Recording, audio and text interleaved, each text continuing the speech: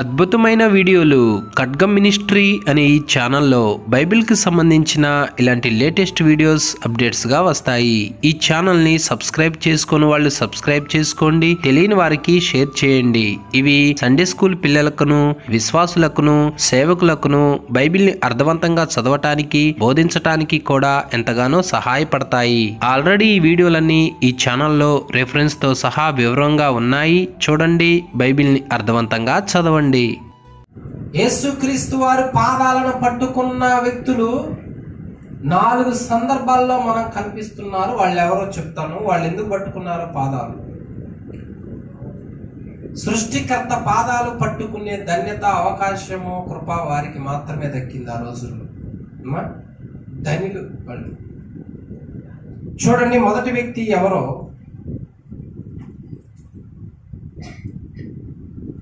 యోహాను సువార్త 11వ అధ్యాయము 32వ వచనంలో యేసుక్రీస్తు వారి పాదములు పట్టుకున్న మొదటి వ్యక్తి అంతటా మరియా యేసు ఉన్న చోటికి వచ్చి ఆయన పాదముల మీద పడి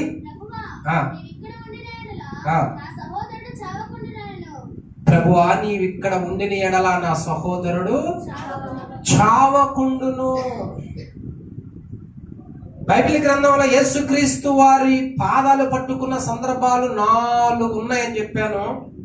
అందులో మొదటి సందర్భం ఏదనగా, మరియా యేసుక్రీస్తు వారు ఒక ఇంటిలో ఉండగా ఆయన పాదాలను కన్నీళ్లతో తుడిచినదే ఆమె. లాజరు అనే వ్యక్తికి సహోదరి. లాజరు చనిపోయాడు. అప్పటికి 4 దినములు అవుతున్నది. సమాధిలో పెట్టాడు. కుళ్ళు వాసన కొడుతూ ఉన్నాడు. చచ్చిపోయాడను అనుకుంటున్నారు. ఈ పరిస్థితి తెలిసిన వెంటనే యేసుక్రీస్తు వారు వెంటనే రాలా. 4 నాటికి వచ్చాడు అక్కడికి. ఆయన వస్తున్నాడని తెలియగానే మరియా గబగబా వెళ్ళి పరిగెట్టి ఆయన పాదాల మీద పడి ఏమంటున్నదంటే, ప్రభువా, నీవు ఇక్కడ ఉన్న ఎడల నా సహోదరుడు చావకుండును.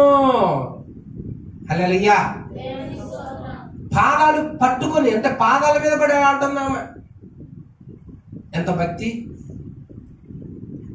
దేవుడు అంటే ఎంత గౌరవం. ఇంతకీ ఆయన ఏమంటున్నదంటే, పాదాల మీద పడి, నువ్వు ఎక్కడ ఉంటే నా ఇంట్లో మరణం ఉండేది కాదు, నువ్వు ఇక్కడ లేకపోబట్టి నా ఇంట్లో మరణం ఉంది అంటున్నామే. అంటే దీన్ని బట్టి అర్థం ఏమిటి? ఆయన పాదాలు పట్టుకున్నది అనగా ఆయన పాదాలు దేనికి సూచనగా ఉన్నాయి అంటే జీవపు మార్గానికి సూచనగా ఉన్నవి. పాదము దేనికి సూచన? నడవడికలకు, మార్గానికి వెళ్ళే వాటికి సూచన. దేవుని మార్గం, దేవుని నడవడికలు ఎలా ఉన్నాయి అంటే జీవం కలిగి ఉన్నవి. ఆయన అంటాడు, నేనే మార్గము. అంటే ఆయన మార్గం, ఆయన కాళ్ళు పట్టుకున్నదంటే ఆయన మార్గాన్ని పట్టుకున్నది, నిత్య జీవాన్ని పట్టుకున్నది. అందుకనే యేసుక్రీస్తు వారు ఒక వ్యక్తిని పిలిచినప్పుడు ఏమంటున్నాడు చూడండి. యోహాను సువార్త 1:43. యోహాను సువార్త 1:43. మరునాడు ఫిలిప్పును కనుగొని నన్ను వెంబడించమని యేసుక్రీస్తు వారు ఒక వ్యక్తిని పిలిచినప్పుడు ఆ వ్యక్తితో మాట్లాడుతున్న మాట ఏమిటంటే, నీవు నన్ను వెంబడించు, అంటే నేను వెళ్ళే మార్గాన్ని వెంబడించు, నా మార్గంలో అన్నాడు. ఇప్పుడు అర్థమైంది ఆయన పాదాలు దేనికి సూచన. ఆయన పాదాలు పట్టుకున్నది అంటే ఆయన పాదాలు అనగా ఆయన నడవడికలో, ఆయన మార్గములో మరణము లేదు, జీవం ఉన్నది. కనుక ప్రభువా, ఈ జీవము, ఈ జీవ మార్గము నా దగ్గర ఉంటే, నా ఇంట్లో ఉంటే, నువ్వు ఎక్కడ ఉంటే నా ఇంట్లో ఒక వ్యక్తి చచ్చిపోయేవాడు కాదు అంటున్నామే. ఆయన మార్గము, ఆయనే మార్గము అనగా దేవుని వాక్కు, దేవుని మాట మార్గము. ఆయన పాదాలు ఈ దినాలలో కుటుంబాలను మరణం వెళుతున్నది గనక ఆ కుటుంబం ఏమి చేయాలి అంటే ఆయన మార్గాన్ని పట్టుకోవాలా. ఆయన నడవడికలు ఎలా నడుస్తున్నాడు, ఆయనలో జీవం ఉండెనో, ఆ జీవం మనుషులకు వెలుగై ఉండెనో, ఆ జీవ మార్గాన్ని పట్టుకుంటున్నామే.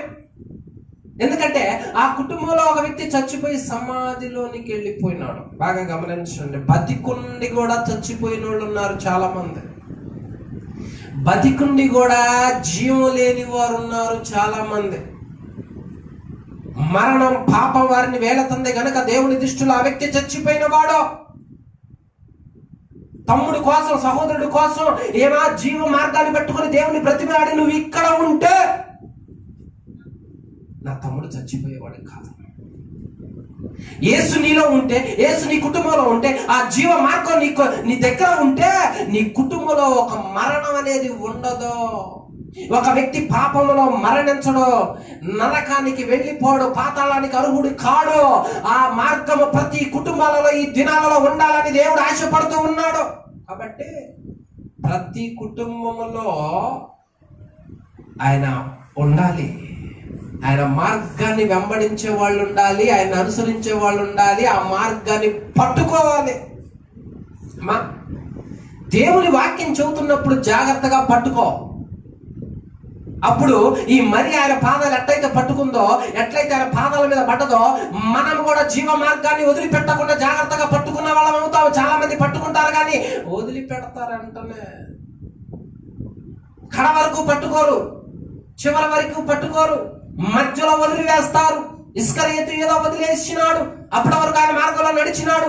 ఆయన తిన్న కాడ తిన్నాడు, కూర్చున్న కాడ కూర్చున్నాడు, పరిచయం చేశాడు, దయ్యాలు వెళ్ళగొట్టాడు, నమ్మకంగా ఉన్నాడు. కానీ 30 వెండి నాణ్యములకు జీవ మార్గమును వదులుకున్నాడు, వదిలిపెట్టేశాడు.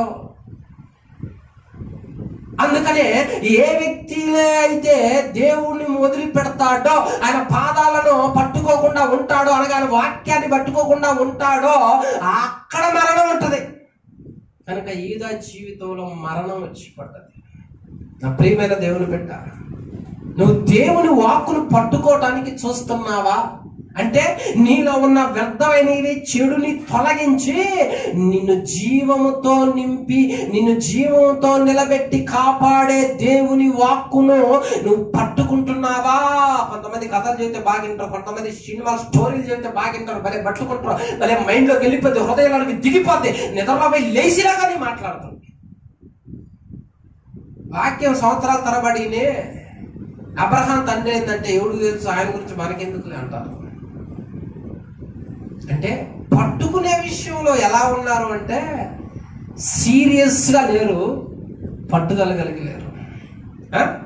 ఈ కాలంలో ఉన్న యవనస్తులైనా పిల్లలైనా భలే తెలివి గల వాళ్ళు, భలే చురుకైన మైండ్. వాళ్ళ మైండ్ని జనం ఏం చేస్తున్నారంటే, ముఖ్యంగా తల్లిదండ్రులు ఏం చేస్తారంటే లోకాన్ని పట్టుకునేటట్టుగా పెంచుతున్నారు. లోకాన్ని అనగా ఈ లోకంలో వాళ్ళకి ఏదైనా తెలుసు. మార్కెట్లో ఒక క్రొత్త చాక్లెట్ కనుక వచ్చిందంటే వెంటనే పట్టుకుంటారు వాళ్ళు.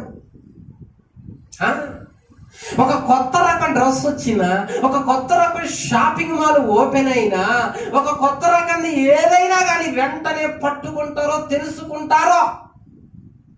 మరి దేవుని వాక్కు దగ్గరకు వచ్చేసరికి జీవపు మార్గాన్ని పట్టుకునే విషయంలో చాలా అరుదు. ఎగ్జిబిషన్ వచ్చిందంట, పాదం పాదం పాదం పాదం వెంటనే తెలిసిపోయింది. వరకాలి ఇప్పుడు అక్కడికి ఏమేమో జీవ మార్గాన్ని పట్టుకోవటానికి ఉరికొచ్చింది. మనమేమో ఈ కాలంలోనేమో లోకాన్ని పట్టుకోవటానికి ఉరుకుతాం, లేటు చేయం. దేవుడి దగ్గరకు వచ్చేసరికి సాకులు వస్తాయి, కానీ ఇక వాటిని పట్టుకోవటానికి మనకి సాకులు ఎందుకు ఉంటాయి? మనకి ఇష్టమైంది, మన శరీరం ఎక్కువగా ఆశపడేది, ప్రేరేపించబడేది అదే కదా. హల్లెలూయా. ఆమె ఏమంటుందంటే, ప్రభువా నీ మార్గం, నీ జీవ కలిగిన వాక్కు నా ఇంటిలో ఉంటే, నా దగ్గర ఉంటే నా సహోదరుడు చావకుండా ఉండును కదా, చెడిపోకుండా ఉండును కదా, మరణం అతని దగ్గరికి సమీపించకుండా ఉండును కదా. చూడేమంటుందో, ఎక్కడ ఉన్నాడు యేసు? నీ ఇంటి బయట ఉన్నాడా? ఎక్కడ ఉన్నాడు యేసు? ఇంటి బయటే ఉంచినావా? యేసును లోపలికి పిలుస్తున్నావా? ఆ మార్గాన్ని పట్టుకుంటున్నావా? ఆయన ఇక్కడే ఉండు అంటున్నావా? నువ్వు ఎక్కడ ఉండాలా అమ్మా? బైబిల్ ఎక్కడ కనపడుతుందంటే అమ్మా ఇళ్లలో కనపడుతుంది, కానీ ఆ ఇంట్లో ఉన్న బైబిల్ మనలో కనపడట్లేదే. అదే పేచీ.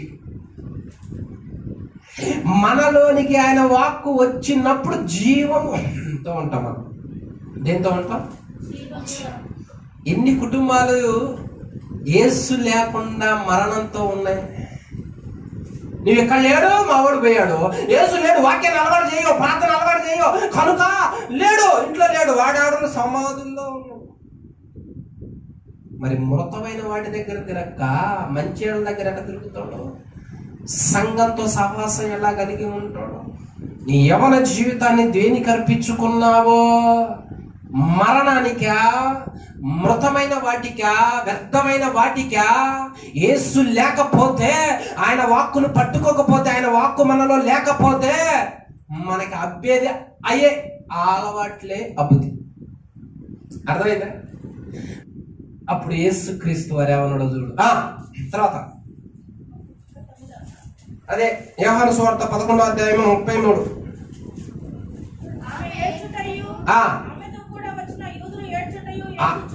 చూసావా? పాదాలు పట్టుకొని బతిలాడి ఏడుస్తుంటే నువ్వు ఎక్కడ ఉంటే బతుకుతురాయా అంటే యేసు ఇదంతా చూసి గమనించి ఏమంటున్నాడా? ములుగుచు అతనిని ఎక్కడ ఉంచిరి. చూసావా? వాక్కుని పట్టుకోగలిగితే, యేసుని పట్టుకోగలిగితే, ఆయన నా దగ్గర ఉండాయా అంటే, నువ్వు ఉంటే నా ఇంట్లో మరణం అనేది ఉండదయ్యా అని నువ్వు పట్టుదల కలిగి ఉంటే, దేవుడు అంటాడు నీ కుటుంబంలో మృతత్వమైంది, మరణమైంది, వ్యర్థమైనది ఎక్కడా? అతను ఎక్కడ ఉన్నాడో, ఎక్కడ ఉంచారో అంటే ఇంకెక్కడ సమాధిలో ఉన్నాడు. పదం పండి ఆడికి వెళ్ళిన తర్వాత ఆమె ఏమంటదంటే, సమాధిలో ఉన్న మీద ఉన్న రాయింది అంటే ఆమె అంటది 4 రోజులైంది చచ్చిపోయి అంటున్నా. నేను అంటున్నాను 40 రోజులు నువ్వు చెడిపోయి ఉన్నావు అనుకో, 4 సంవత్సరాలైంది నువ్వు పాడైపోయి, 40 సంవత్సరాలైంది నువ్వు పాడైపోయి. బాగాడీడని జనమన్నా, కంపు కొట్టే పాపం నీలో ఉన్నా దేవుడు అంటాడు ఆ రాయి తీ పేరు పెట్టి పిలుస్తున్నాడు, లాజరు లేచిరా. హల్లెలూయా. 4 దినాలైంది అంటే నేను బతికించలేనా? 40 దినాలైంది నేను కాపాడుకోలేనా? 4 సంవత్సరాలైంది నేను స్వస్థపరచుకోలేనా? నేను మార్చుకోలేనా? చట్టాల నుంచి నేను విడిపించలేనా? మృతతులమైన దాని నుంచి విడిపించలేనా? నేను బాగు చేసుకుంటా. అది దేవుడు చెప్పేది. అది దేవుడు చెప్పేది. దేవుడి దగ్గరకు వచ్చేసరికి ఇన్ని సంవత్సరాలు బాగా అవుతుడా అని లోకం అంటది. కానీ ఆయన ఏమంటాడంటే, అది మనుషులకు అసాధ్యమో, నాకు నా వాక్కుకు సాధ్యమే. ఒక్కటే మాట మాట్లాడుతున్నాడు అక్కడ, ఒక్కటే మాట, లాజరు బయటికి రా. ఇప్పుడు ఆయన నోట్లోంచి ఏమొచ్చింది? ఆయన నోట్లోంచి ఏమొచ్చింది? జీవవాక్కు బయటికి వచ్చింది. నీ కుటుంబంలో చెడగొడుతున్న సాతానుడికి అధికారాన్ని, చెడిపోయిన వ్యక్తులను బాగు చేయుటకు గాను, బాగుగాడు అని మరణం ఆ కుటుంబాన్ని ఏలుతున్న పరిస్థితుల్లోనైనాను దేవుడు ఈ జీవవాక్కును రిలీజ్ చేయునుగాక. ఇది మొదటి మాట. మొదటి వ్యక్తి ఎవరు? కాళ్ళు పట్టుకున్న వ్యక్తి మరియా, అనగా ఆయన మార్గాన్ని, జీవ మార్గాన్ని పట్టుకున్నది అని చెప్పారు. ఇక రెండవ వ్యక్తి ఎవరు? మత్తయి సువార్త 28వ అధ్యాయము 9వ వచనం.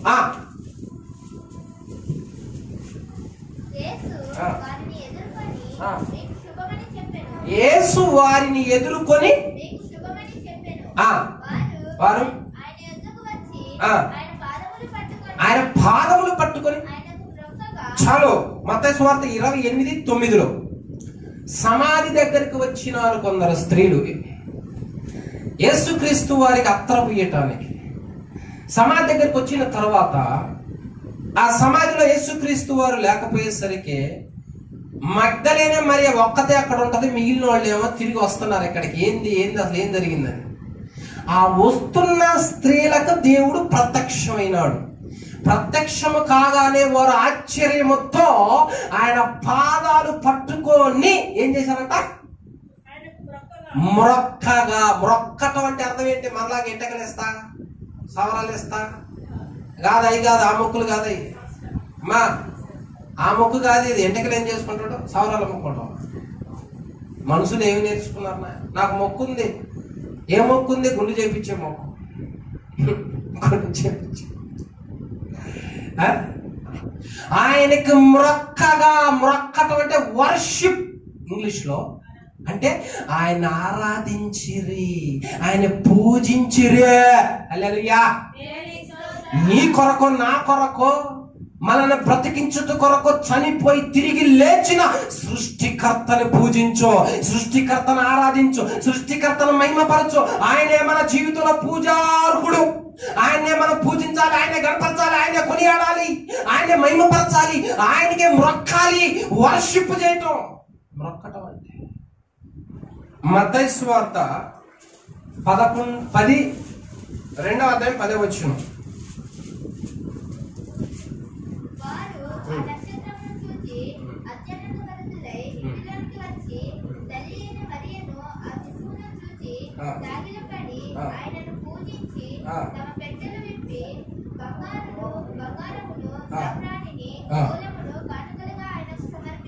హల్లెలూయా. ఏం చేశారంట జ్ఞానులు ఏం చేస్తారంటే సృష్టికర్తనే పూజిస్తాడు, ఇంకా దేన్ని పూజించడు. అజ్ఞానులు ఏం చేస్తారంట? రోమిలికి రాసిన పత్రిక 1వ అధ్యాయము 24-25 వచనాల్లో ఏం చేస్తారు చూడండి. ఈ హేతువు చేత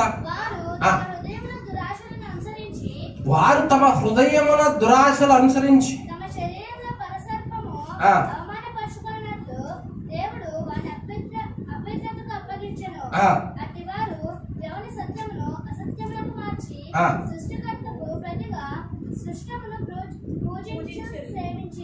చూసావా? సత్యాన్ని నమ్మకుండా ఉన్నందుకు వాళ్ళ గతి ఏమైందంటే దేవుని సత్యమును అసత్యమునకు మార్చి సృష్టికర్తకు ప్రతిగా సృష్టమును అంటే ఈ సృష్టిని పూజించారు చాలా మంది. మనం కూడా దేవుని సృష్టిలో ఒక భాగమే. అంటే నేను పరాయి స్త్రీని ఎక్కువ పూజించానంటే, ఎక్కువ ఆరాధించానంటే, నా గుండెల్లో దేవతలు ఇవే, నా గుండెల్లో గుడి నీవే అన్నావు అనుకో, ఆమెను పూజించాను ఆరాధించాను అని అర్థమైందా?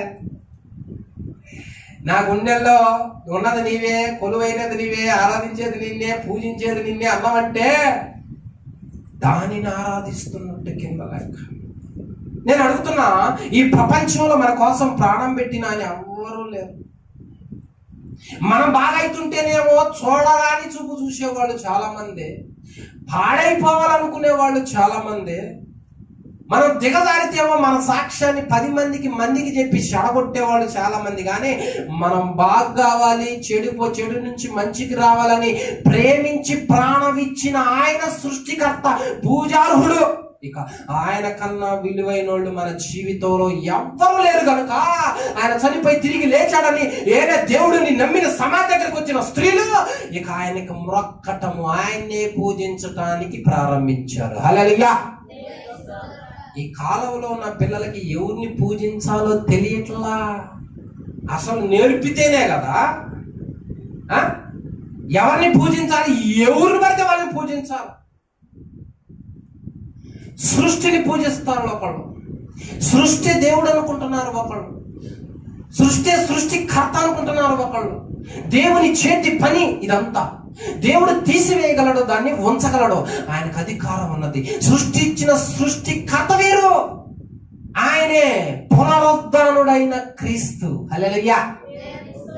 మన జీవితంలో ఈ సత్యాన్ని గ్రహించినప్పుడు మనం సృష్టిని పూజించం. అనగా డబ్బు కింద పడ్డప్పుడు తీసుకెళ్ళి కళ్ళకు అద్దుకో. ఏంటది? అపోస్తుల కాలంలో వాళ్ళ ఆస్తులు నమ్మి అపోస్తుల పాదముల చెంత పెట్టిరి. అంటే ఎవరికి విలువ ఉంది ఇక్కడ? మనిషికి విలువ ఉన్నది, డబ్బుకు కాదు. డబ్బు మనం వాడుకోవటానికి దేవుడు సృష్టించాడు తప్ప మన కోసం, డబ్బు కోసం మనం సృష్టించాలా? నీ బ్రతుకదే, నువ్వు అది లేకపోతే లేవన్నట్టు కాదు. అవసరం మట్టుకు మనకి ఇచ్చినాడు మన అవసరాల నిమిత్తం. కానీ మనిషి ఏం చేస్తున్నాడంటే దాన్ని పూజించటం. నా పొద్దునే లేచి ఎవరైనా ముఖం చూస్తే కలిసి వచ్చింది అనుకో, వాళ్ళే నా జీవితంలో భగవంతుడు. నువ్వు పొద్దున్నే కనపడ, నాకు పొద్దున్నే కనపడవు, నాకు పొద్దున్నే కనపడ. నరుడు సృష్టిని పూజిస్తున్నాడో, ఈ జ్ఞానమును నీ స్నేహితులకు నేర్పు, ఈ సమాజానికి నేర్పు, నీ పిల్లలకు నేర్పు. సృష్టికర్తనే మనం పూజించాలి నాయన, ఇంకా దేనికి సాగిల పడకూడదని చెప్పు. దేనికి పడితే దానికి సాగిల పడటానికో, పూజించటానికో, ఆరాధించటానికో దేవుడు మనం సృష్టించలా. అర్థమవుతుందా?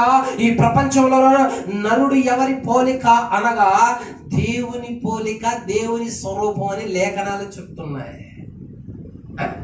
తెలీదా? మన పోలిక, మన ఎవరి పోలిక? ఒక పోలిక అది, నక్క పోలిక ఇదని చెబుతాను. ముందు మన ఎవరి పోలిక? మా అమ్మ పోలిక అంటాడు ఒక ఆయన, మా తాత పోలిక అంటాడు. మా కాదు మా మేనమామ పోలిక. అందుకే గోడ దూకి అలవాట్లు వచ్చారు. ఎవరి పోలిక అంటే దేవుడు తన స్వరూపమందు నరులను సృజించారు. స్త్రీని గాను పురుషుని గాను సృజించారు. మహిమ కలిగిన దేవుడు ఆయన స్వరూపంలో మనం చేయడానికి అంత ఇష్టపడ్డాడు. కానీ మనం అవతారం మార్చుకున్నాము, అవతారం చేంజ్ చేసుకున్నాము. అందుకనే వెలిసినాయి బ్యూటీ పార్లర్లో. దేవుడు సృష్టించిన నల్ల చర్మం ఇష్టం లేదు, సామన్ సాయి చర్మం ఇష్టం లేదు, ముక్కు వంకర ఉండకూడదు, పళ్ళు వంకర ఉండకూడదు, ఏ వంకర ఉండకూడదు, అన్ని నిగనగలాడి పోవాలి గనక కత్తులు కప్పగిచ్చుకున్నారు వాళ్ళ శరీరాన్ని. దేవుడు సృష్టించింది తెల్లవాళ్ళని, సామన్ సాయి వాళ్ళని, నల్లవాళ్ళని, అందరినీ ఒకే విధంగా ప్రేమ చూపించాడు. తెల్లని ప్రేమించి నల్లని దేశిస్తే అర్థం ఏంటంటే పక్షపాతం ఉన్నది మనకే అని అర్థం. దేవుడు నరుని చర్మాన్ని చూడగా హృదయాన్ని కదా చూసేది.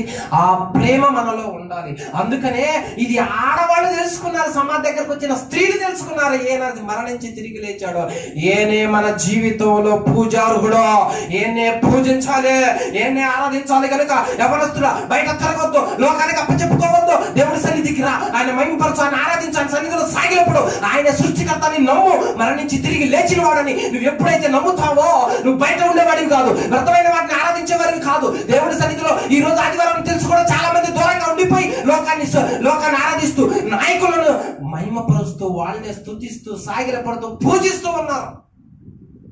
సృష్టికర్త కన్నా గొప్పవాడు అన్నాడా?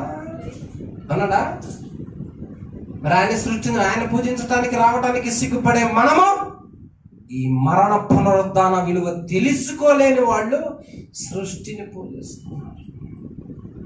సృష్టిని నాకన్నా నువ్వు ఎక్కువగా దేన్ని ప్రేమించొద్దు, నీ ప్రాణమును కూడా ఎక్కువ ప్రేమించొద్దు అన్నాడు. తెలుసా? అంత చెప్పాడు దేవుడు. కానీ మనకేమనిపిస్తుందంటే అన్నిటిని ఎక్కువగా ప్రేమించి సమయం ఉంటే యేసుని ప్రేమిద్దాము అని సాతానుగాడు మనకి నేర్పాడు. ఇప్పుడు మన జీవితంలో హీరో ఎవరో, మన జీవితంలో తండ్రి ఎవరో, మన జీవితంలో సృష్టికర్త ఎవరో, మనం పూజించాల్సింది, ఆరాధించాల్సింది, మహిమపరచాల్సింది ఎవరిని అంటే పునరుద్ధానుడైన క్రీస్తుని. హల్లెలూయా! భక్తుడు కష్టంలో కూడా దేవుణ్ణి మహిమపరుస్తాడు. అట్టి కృప దేవుడు ఇక్కడ ఉన్న మనందరికీ అనుగ్రహించును గాక. ఇద్దరు పట్టుకోవటం అయిపోయింది. ఆయన కాళ్ళు అక్కడ ఉండి అర్థాలు చెప్పారు. ఇక మూడోదిగా ఆయన కాళ్ళు ఎవరు పట్టుకున్నారు? మార్కు సువార్త 7వ అధ్యాయం 25వ వచనం. అపవిత్రాత్మ పట్టిన చిన్న కుమార్తె గల ఒక స్త్రీ వచ్చి ఆయన పాదముల మీద ఏమంటున్నాడు? పడే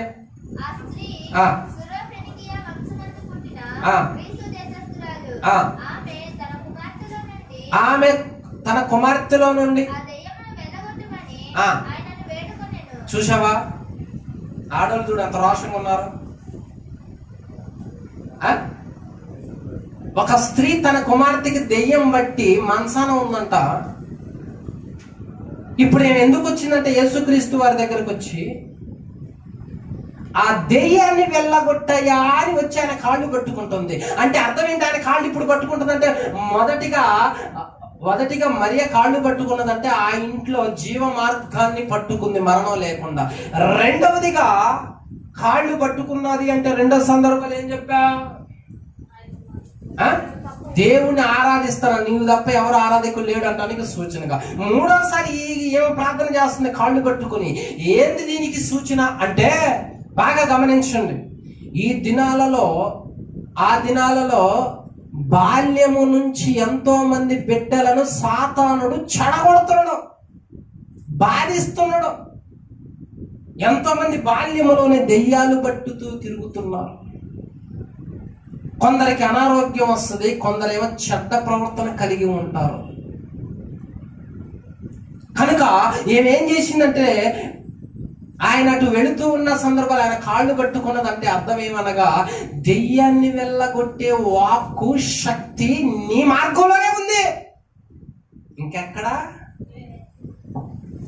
యేసు మార్గంలో దెయ్యం నిలబడలేదు, అదే గుర్తు. ఆయన కాళ్ళు పట్టుకున్నది అంటే అయ్యా నీ మార్గం, నా మార్గంలో దెయ్యం పట్టింది అంటే నా డైరెక్షన్ లో నా బిడ్డకు దెయ్యం పట్టింది. ఇప్పుడు వచ్చి నీ కాళ్ళు పట్టుకుంటున్నా, నీ మార్గాన్ని పట్టుకుంటున్నా, నీ మార్గంలో దెయ్యం నిలవలేదు. అమ్మా సొంత మ్యాప్లు వేయమాకండి, సొంత మ్యాప్లు వేసుకోమాకండి.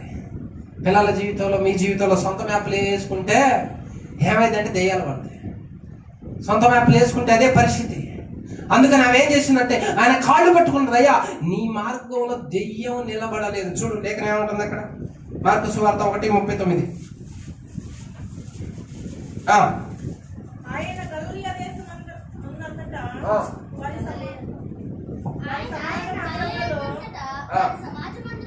ఆయన గలిలయ దేశమందంతటా వారి సమాజ మందిరంలో ప్రకటించుచు.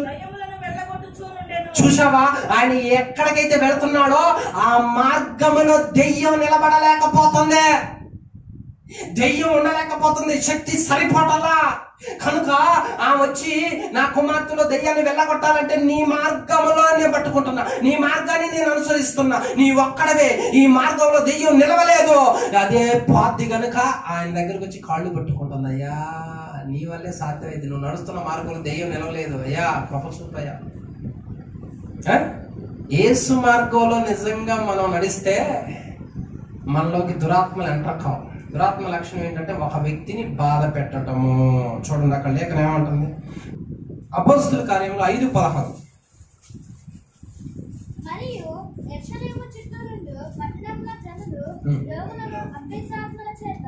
చూడు అపోస్తలుల కార్యములు 5:16లో యెరూషలేము చుట్టూ నుండి పట్టణముల జనులు రోగములను అపవిత్రాత్మల చేత, అపవిత్రాత్మ ఏం చేస్తుందంట, పీడిస్తుంది.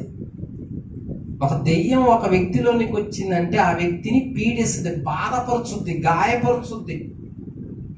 కనుక దీనికి మందు లేదు. చాలా మంది తెలియక కొన్ని రోగాలు, కొన్ని సమస్యలకి డాక్టర్ దగ్గరికి వెళ్తారు, అవి పావు, ఇప్పుడు నయమైన తర్వాత మళ్ళీ వస్తాయి. అపవిత్రాత్మ పీడిస్తుంది అంటే శరీరాన్ని గాయపడుతుంది, రోగానికి గురి చేస్తుంది. ఆ రోగం అనేది ఎలా ఉంటుందంటే మందులకు తగ్గేది కాదది. దానికి వైద్యం ఏంటి అంటే ఏమా ఆ తెలివితేటలు లేక కాదు, ఏమో కూడా ఇదివరకు ప్రయత్నాలు చేసింది తన కుమార్తెలో నుంచి దాన్ని పోగొట్టే ప్రయత్నం, కానీ ఎక్కడ వల్లగాల. ఎప్పుడు తెలుసుకుందంటే యేసు ఎక్కడికి వెళుతున్నా అక్కడ దెయ్యం నిలబడట్లా, కేకలు పెట్టి వెళ్ళిపోతుంది, కొంతమందిని వదిలిపెడితే వెళ్ళిపోతుంది. కనుక ఆయన మార్గంలో దెయ్యం నిలబడలేదు కనుక వచ్చి పట్టుకుంటుంది ఆయన కాళ్ళు. అయ్యా నీ మార్గంలో దెయ్యం నిలబడలేదు కనుక నీ కాళ్ళు పట్టుకుంటున్నా, నీ మార్గంలో జీవం ఉన్నది, నీ మార్గంలో స్వస్థత ఉన్నది కనుక నీ మార్గం దగ్గరికి నేను వస్తున్నాను కనుక నాకు స్వస్థతని అయ్యా నా బిడ్డకి అంటా ఉన్నది, నా బిడ్డలోంచి ఆ దెయ్యాన్ని వెళ్ళగొట్టాయా అంటా ఉన్నది. కాళ్ళు పట్టుకొని బ్రతిమలాడుతున్నప్పుడు దేవుడు అంటున్నాడు, నా మార్గాన్ని విశ్వసించావు గనక, నా నడవడికలో అది లేదు గనక, దానికి నేను చోటు ఇయ్యలేదు గనక, ఇదిగో నువ్వు నమ్మినావు గనక ఇక వెళ్ళు. నీ బిడ్డలో నుంచి ఆ దెయ్యము ఎప్పుడు చెప్పిండు చెప్పండి, ఆ లేఖనం చూడండి, మార్కు సువార్త 7:25.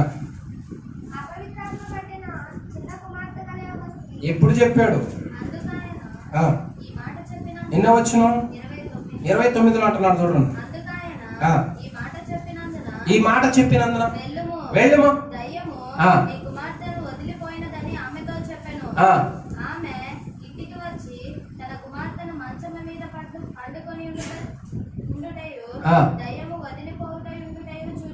చూచెను. ఇప్పుడు ఏం చేశాడు యేసుక్రీస్తు వారు, నోట్లోంచి ఏం వదిలాడు, దెయ్యాన్ని వెళ్ళగొట్టే వాకు వదిలాడు. ఇప్పుడు స్వస్థత వాకు, దెయ్యాన్ని వెళ్ళగొట్టే వాకు. అధికారపు వాక్కును వదిలాడు. ఆ లాజరు సమాధిలో ఉన్నప్పుడు జీవ వాక్కుని వదిలాడు. అర్థమైందా? రెండవదిగా సమాధి ఎద్దకు వచ్చినప్పుడు వాళ్ళని ఆరాధించేటట్లుగా వాళ్ళు మా కాళ్ళు మొక్కారని చెప్పారు. మూడవదిగా ఇవి చిన్న కుమార్తె బాధించబడుతుంది, రోగంతో ఉన్నది, రోగిష్ఠిత అయిపోయింది కనుక ఇప్పుడు ఆమె వచ్చి కాళ్ళు పట్టుకొని ఆయన మార్గాన్ని పట్టుకున్నది, అనుసరిస్తా ఉన్నది. ఈ మార్గం నాకు కావాలి, నా కుటుంబంలో ఉండాలి, నా చిన్న కుమార్తెలో ఉన్న దెయ్యం వెళ్ళిపోవాలంటే ఈ మార్గమే కరెక్ట్, నా చిన్న కుమార్తె బాగుపడాలన్నా ఈ మార్గమే కరెక్ట్ అని ఎంచుకొని ఆయన పాదాలు పట్టుకుంది. ఇప్పుడు ఆయన ఏం రిలీజ్ చేయాలంటే దెయ్యాన్ని వెళ్ళగొట్టే అధికారపు వాక్కు రిలీజ్ చేయాలి. నీ కుటుంబంలో ఏ వాక్కు రిలీజ్ చేయాలో చేస్తాడు ఆయన దగ్గరకు వచ్చి పట్టుకుంటే. నువ్వు ఏ సమస్యలోనూ ఆర్థిక ఇబ్బందుల్లో ఉన్నా ఆ వాక్కును రిలీజ్ చేయాలంటే చేస్తాడు. నీ కుటుంబంలో ఎవరు మారలేదు, చట్టాల వాటితో నశించిపోతున్నారంటే ఆయన జీవ వాక్కుని రిలీజ్ చేస్తాడు. అన్ని వాక్కులు ఉన్నాయి ఆ మార్గంలో. ఇక వెళ్ళు, ఇదివరకు అన్ని మార్గాలు పట్టుకున్నావు, నీ కుమారులోకి దెయ్యాన్ని తెచ్చిపెట్టుకున్నావు, నీ కుమార్తెలోకి. ఇప్పుడు నా మార్గం దగ్గరకు వచ్చావు, నమ్మావు, పట్టుకుని బ్రతిలాడుతున్నావు కనుక నీ కుమార్తెలో ఆ దెయ్యం ఉండదు పో అని ఎప్పుడైతే ఆ మాట రిలీజ్ చేశాడో వేగంగా పయనించింది వాక్కు. ఆ చిన్న కుమార్తె బాగుపడ్డదంట. హల్లెలూయా! ప్రతి వ్యక్తి కుటుంబంలో, ప్రతి వ్యక్తి జీవితంలో ఇలాంటి అధికారపు వాక్కు కుటుంబంలో చిచ్చు పెట్టి కొట్లాట్లు, గొడవలు, అన్నదమ్ముల మధ్య విభేదాలు, ఆ సమస్తమైన సృష్టించి బాధకి గురి చేస్తున్న సాతాను యొక్క దెయ్యాల అధికారమును దేవుడు ఒక్క వాక్కుతో వెళ్ళగొట్టునుగాక. ప్రతి కుటుంబంలో ఈ వాక్కు రిలీజ్ అవునుగాక. 3 చెప్పారు. ఇప్పుడు 3 వ్యక్తులు పాదాలు పట్టుకున్నారు అని చెప్పాడు. ఇక చివరిగా చూడండి లూకాసు వార్త 8:40.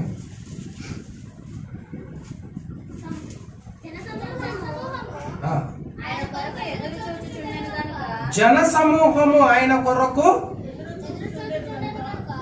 వెయిటింగ్ అంట అడ్వాన్స్ గా. యేసు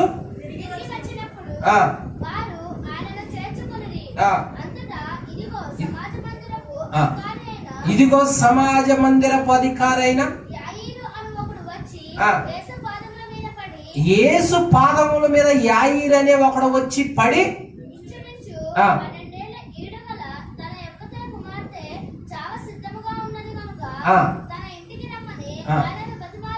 చాలు చూడు. లాస్ట్ వ్యక్తి, 4వ వ్యక్తి యేసు పాదాల మీద పట్టుకున్న ఆయన. ఇందాకేమో దెయ్యం పట్టింది, దెయ్యం పోయి అధికారపు వాక్కును రిలీజ్ చేయ్యా అని అంటుంది ఆ తల్లి.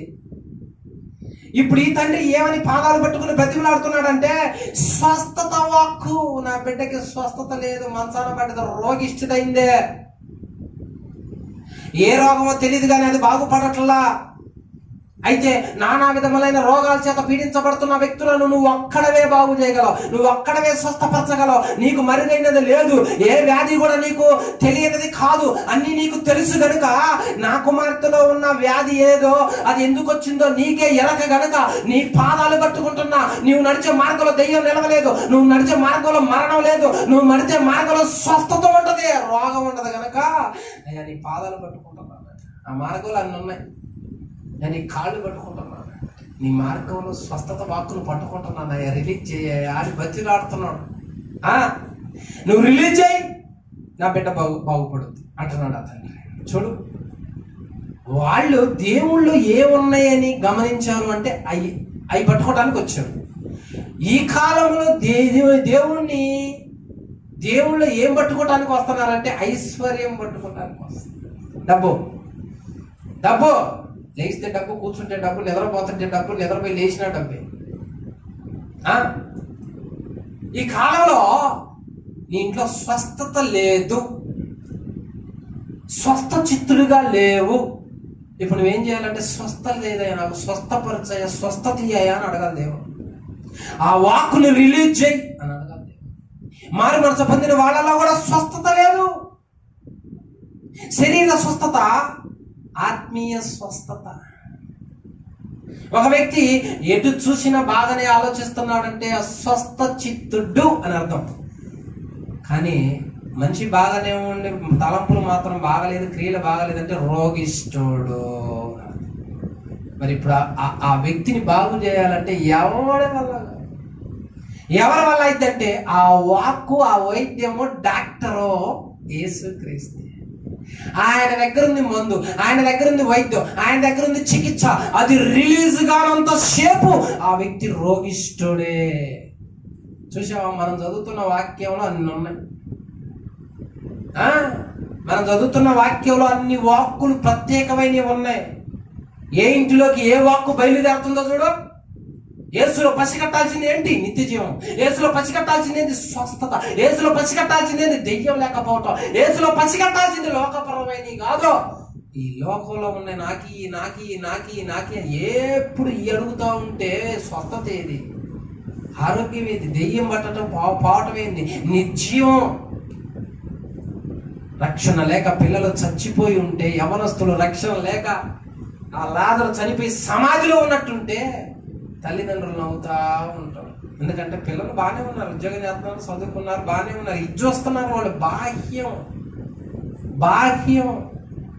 కానీ దేవుడు ఏమంటారంటే బాహ్యం ఎందుకు, నీ అంతరంగం ఏది? రోగంతో నిండిపోయింది. నీకు స్వస్థత లేదు, నీకు మందు లేదు, నీకు వైద్యం లేదు. నీ కొరకు నేను 66 గ్రంథాలు రచించి పెట్టినాను. అందులో నా మనసు ఉంది, నా మార్గం ఉన్నది, అందులో నీకు కావాల్సిన వాక్కు ఉన్నది. వెతుక్కో, నమ్ము.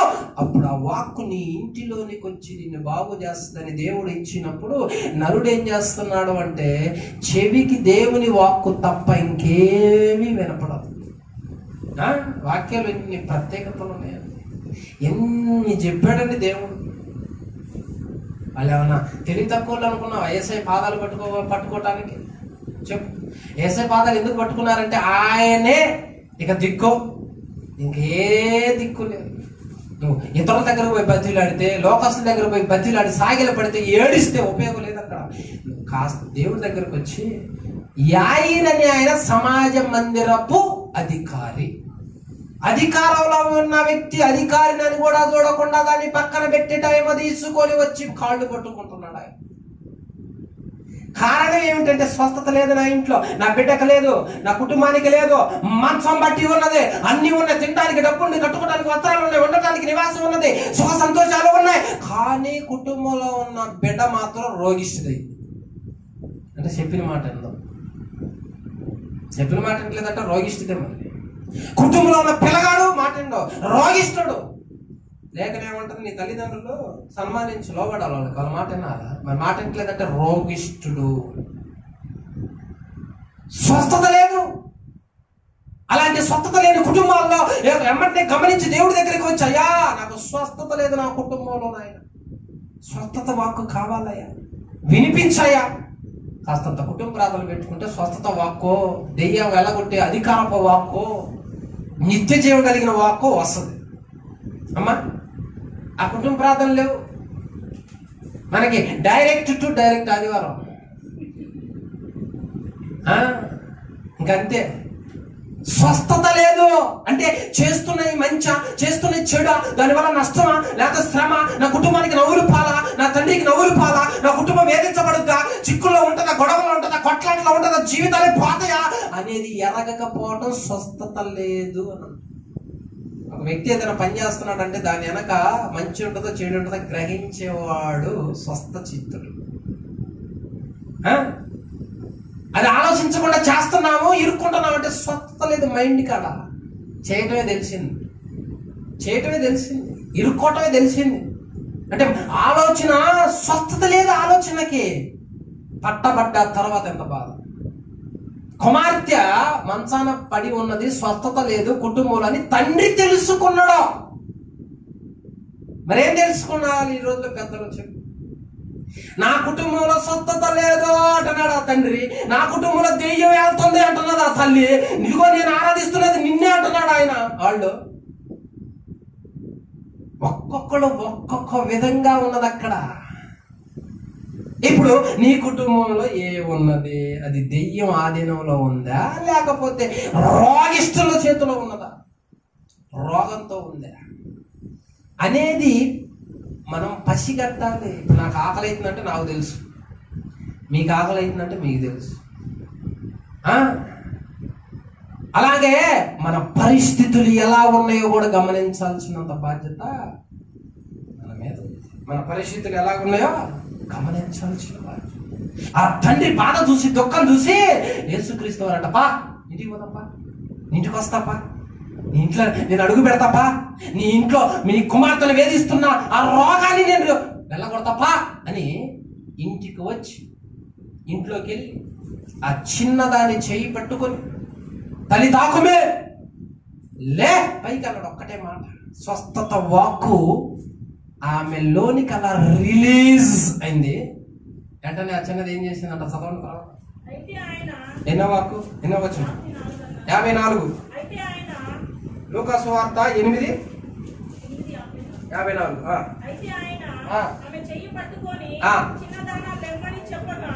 ఇంకొక సువార్తలోనేమో తల్లి తాకుమేని ఉంటది, చదువుకున్న తర్వాత చిన్నదానా లెమ్మని చెప్పగా ఆమె ప్రాణము తిరిగి వచ్చును గనక వెంటనే యేసు స్వస్థపరిస్తే వెంటనే, యేసు కార్యం చేస్తే వెంటనే. ఆడికి వచ్చింది డూప్లికేట్ డాక్టర్ కాదు, డూప్లికేట్ వైద్యుడు కాదు, ఆడికి వచ్చింది ఎవరు మాయలోడు కాదు, మంత్రాలోడు కాదు. ఎవరు వచ్చారంటే నిజమైన స్వస్థత వాక్కు అక్కడికి వచ్చింది. నిజమైన వైద్యుడు అక్కడ అడుగు పెట్టాడు. నిజమైన వాక్కు నీలో ఉంటే, నీ కుటుంబంలో ఉంటే, నువ్వు వినేది నిజమైన వాక్కు అయితే నీ కుటుంబంలో స్వస్థత ఉండాలి. స్వస్థత వాక్కు కరువు అయిపోయిన ప్రతి ఇంటిలో దేవుడు ఆ వాక్కును రిలీజ్ చేయనుగాక. ఎట్టి వ్యాధి, ఎట్టి సమస్య, ఎట్టి బలహీనతలో ఉన్న ఆ వ్యక్తిని దేవుడు తిరిగి నిలబెట్టునుగాక. అందరికీ వందనములు. ఖడ్గం మినిస్ట్రీ వీడియోలకు సంబంధించిన బుక్కు ప్రింట్ అయి సిద్ధముగా ఉన్నది. మొదటి బుక్కు ఈ కనిపించే 30 అంశాల మీద ఉన్నది. కావలసిన వారు ఈ నెంబర్కు కాల్ చేసి ఆర్డర్ చేసుకొనగలరు. బైబిలులోని ఆదికాండం నుంచి ప్రకటన గ్రంథం వరకు ఉన్న 1126 కఠిన పదాలు రిఫరెన్స్తో సహా వాటి అర్థాలు గల బుక్కు కావలసిన వారు క్రింది నెంబర్లకు కాల్ చేయండి. ఖడ్గం మినిస్ట్రీ అనే ఈ ఛానల్ వీక్షిస్తున్న మీ అందరికీ మా వందనములు. ఈ ఛానల్లో బైబిల్కి సంబంధించి ప్రతి కఠినమైన పదాలకు అర్థాలు వస్తాయి. కాబట్టి ఈ ఛానల్ ను సబ్స్క్రైబ్ చేయండి, లైక్ చేయండి, కామెంట్ చేయండి, షేర్ చేయండి.